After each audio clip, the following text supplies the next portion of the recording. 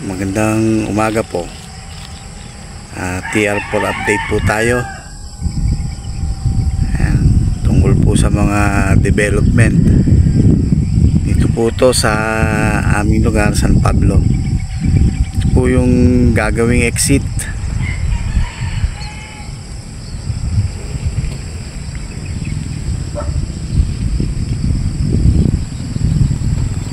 Mamaya po lapit tayo doon kung ano ng mga update. Ayan, kita nyo yan, yan po yung gagawing exit ng San Pablo.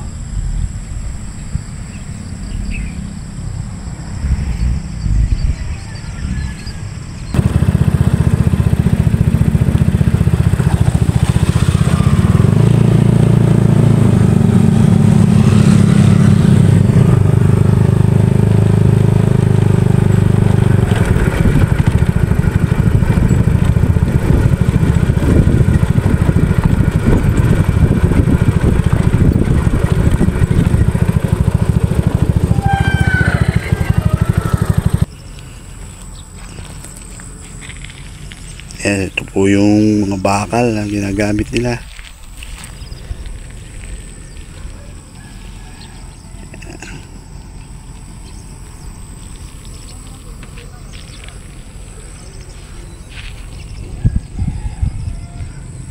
Doon po yung mga gumagawa. Nagbi-briefing o nagmi-meeting sila.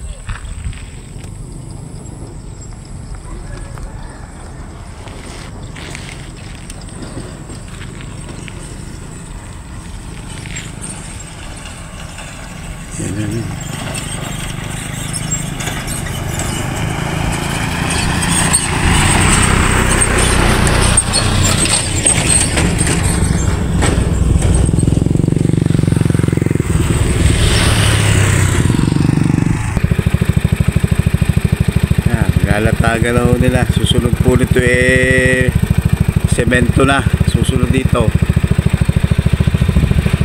Lalatagan na ho nila ng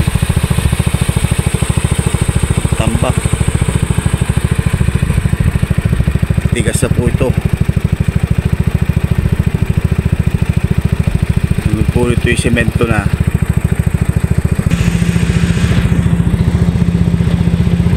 Yan po yung tulay. Tulay ng Santa Veronica. Yan yung mga heavy equipment.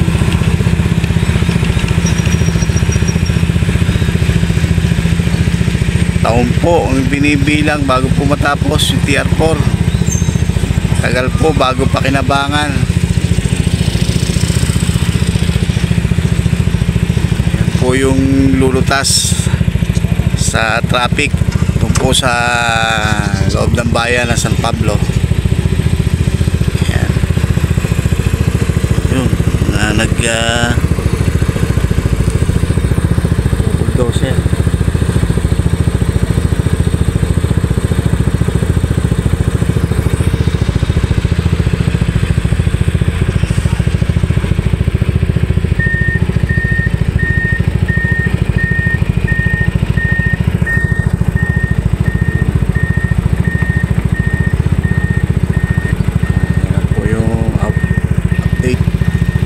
TR4.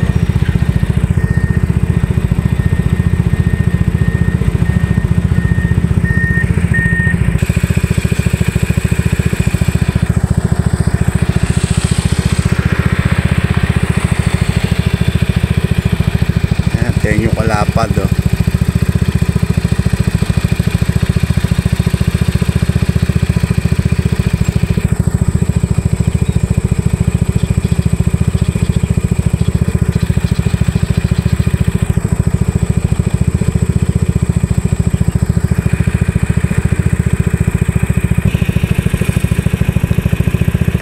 Mga nasa ibang bansa, soon po by next year siguro po madadaanan na to.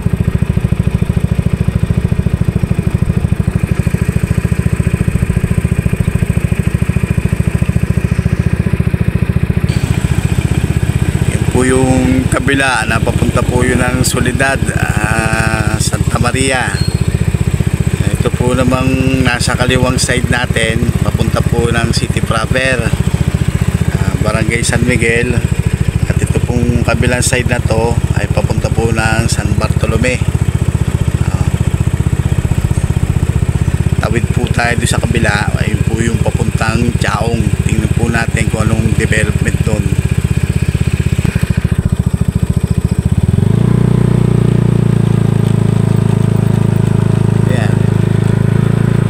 Yung papunta ng Barangay Soledad, papunta po ito ng Chaong, Quezon.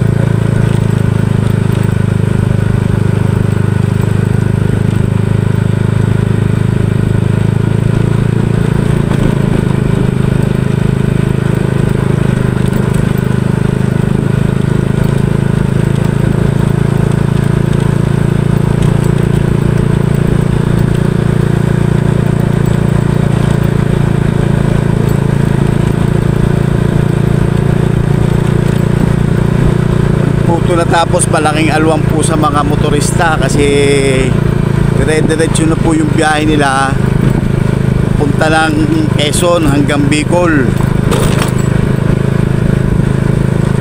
Ayan.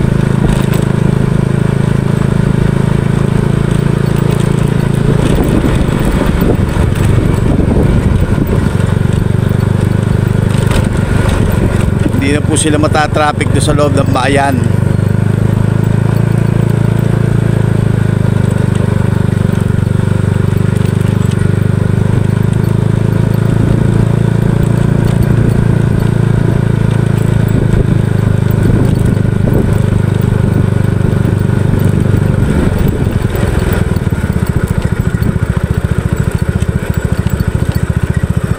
Po yung tulay ng Banyadero.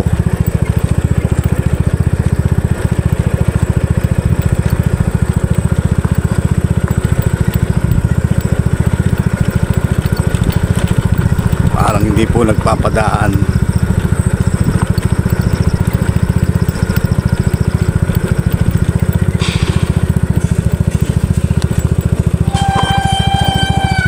Ayan, ginagawa po yung tulay. Try po nating makapunta doon sa kabila, doon sa Barangay Soledad. Ayan, gumagawa. Ayan, lagyan nila ng ano para maka ano po yung ilog. Lagyan nila siguro ng culvert yung ilalim para makatabi doon sa kabila. Yung ginagawa nila tulay.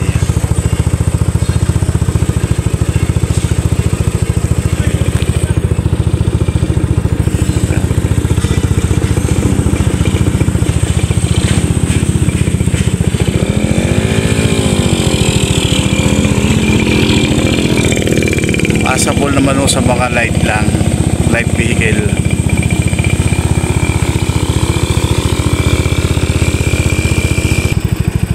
Yan, ito po yung mga gagamitin nila sa blay, mga gilder. Yan po yung mga gumagawa.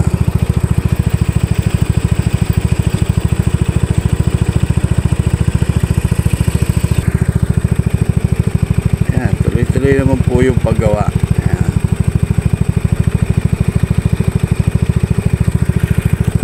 Hala, tayo doon kung hanggang saan po tayo makakalapit.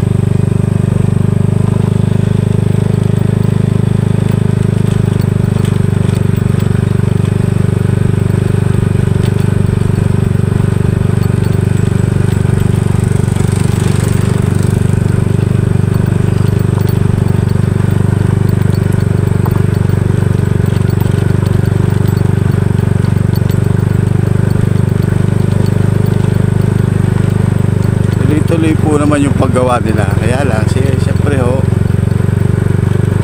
taon din ang bibilangin bago matapos. Ayan. Approach po tayo sa Barangay Soledad.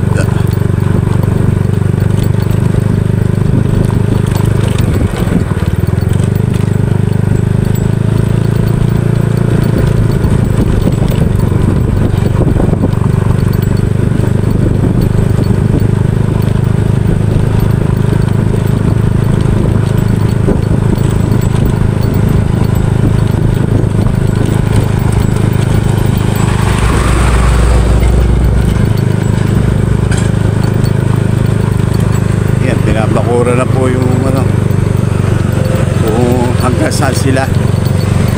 Kasi po ito, pag po ito natapos, wala pong makakadaan o makakapasok na hayop o ano bang uri ng sasakyan.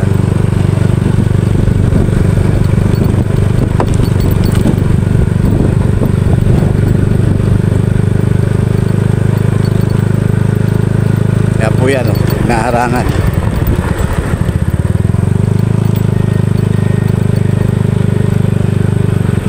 Bali ito po pala ay expressway na meron po itong toll gate. Ayan.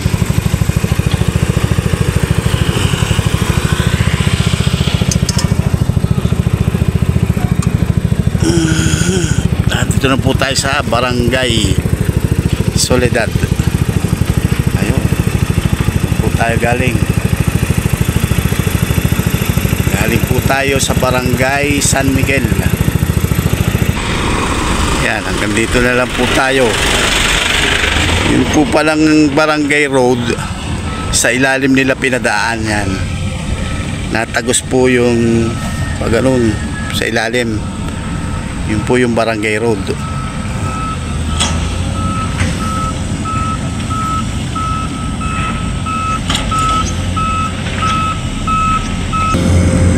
Yung siding nung lupa, kasi pataas po ito, nilagyan po nung abaka. Hindi ko po alam kung anong purpose nito. Ito po yung abaka. Kung natin na lang kung anong purpose niyan. Yung po siguro po para maiwasan yung soil erosion, kaya po meron yan.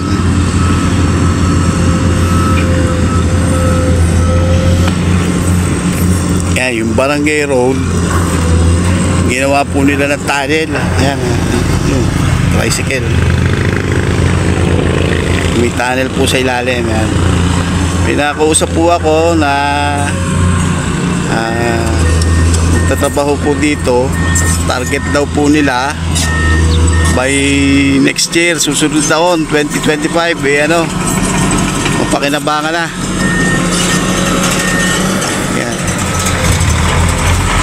Subdivision. Ayan, natin nyo, dumada po yung mga sasakyan sa ilalim.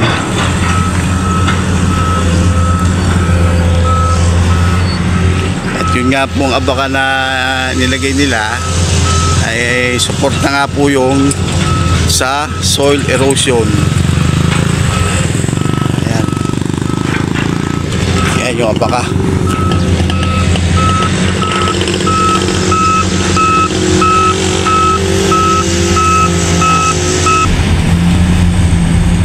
Bali elevated po itong lugar na to, kasi nga po yung ano, yung sasakyan ginawa nila ng ano, yung barangay road, ginawa nila ng tunnel, kaya po ito elevated. Yun na po yung papunta ng Chaong Quezon.